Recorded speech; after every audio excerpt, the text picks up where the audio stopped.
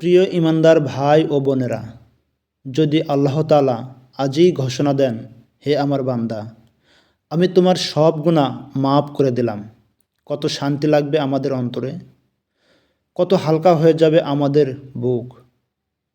রমজান মাস সেই মাস যে মাসে আসমানের দরজা খুলে যায়, রহমত নাজিল হয়, জাহান্নামের দরজা বন্ধ থাকে আর শয়তানকে শিকলবন্দি করা হয়।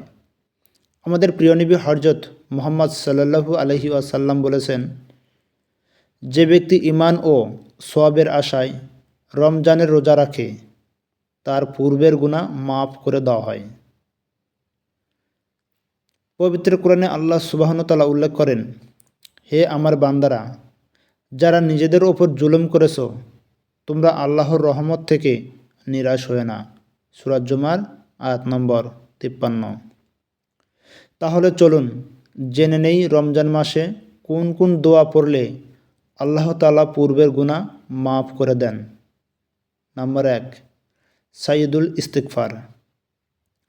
আল্লাহুম্মা আনতা রাব্বা লা ইলাহা ইল্লা আনতা খলাকতানি ওয়া আনা আবদুকা।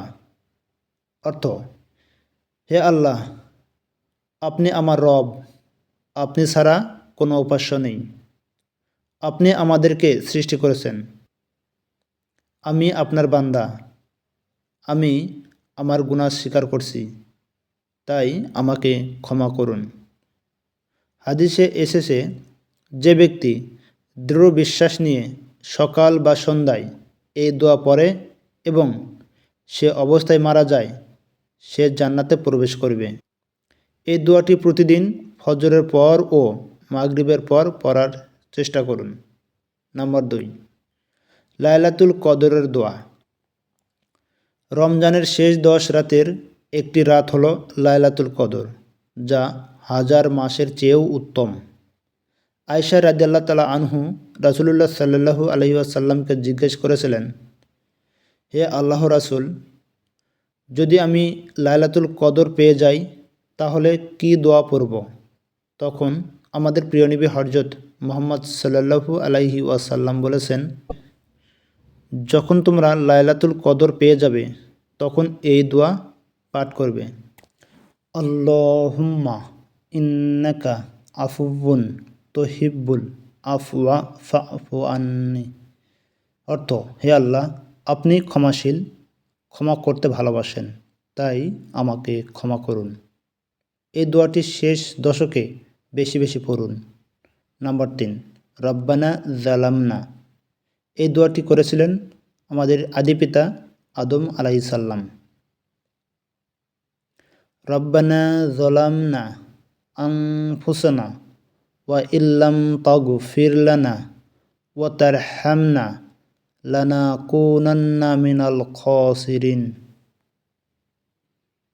অর্থ, হে আমাদের রব, আমরা নিজেদের প্রতি জুলুম করেছি, আপনি যদি আমাদের ক্ষমা না করেন ও দয়া না করেন তবে আমরা ক্ষতিগ্রস্তদের অন্তর্ভুক্ত হব। সূরা আরাফ আয়াত নম্বর 23। এই দোয়ায় রয়েছে বিনয়, লজ্জা ও অনুতাপ, যা তওবার আসল শর্ত। নাম্বার 4, সহজ কিন্তু শক্তিশালী ইস্তিগফার। আস্তাগফিরুল্লাহ ওয়া আতুবু ইলাইহি। অর্থ, আমি আল্লাহর কাছে ক্ষমা চাই এবং তার দিকে ফিরে আসি।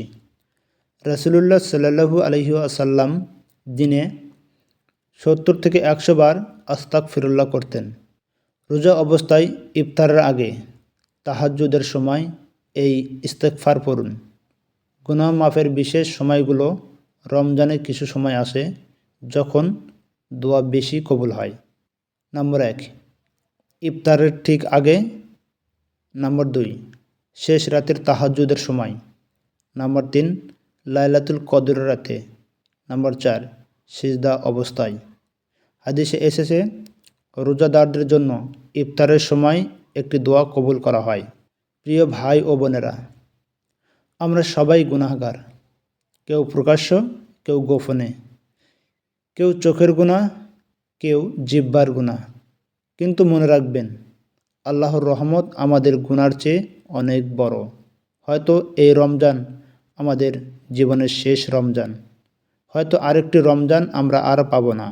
তাই আজই কান্নাকাটি করি এবং বলি, হে আল্লাহ, আমি ভুল করেছি, আমি দূরে সরে গেছি, আপনি আমাকে ক্ষমা করুন। আল্লাহ আমাদের সকলের পূর্বের গুনাহ মাফ করুন, আমাদেরকে লাইলাতুল কদর নসিব করুন এবং জান্নাতুল ফিরদাউস দান করুন। আমিন।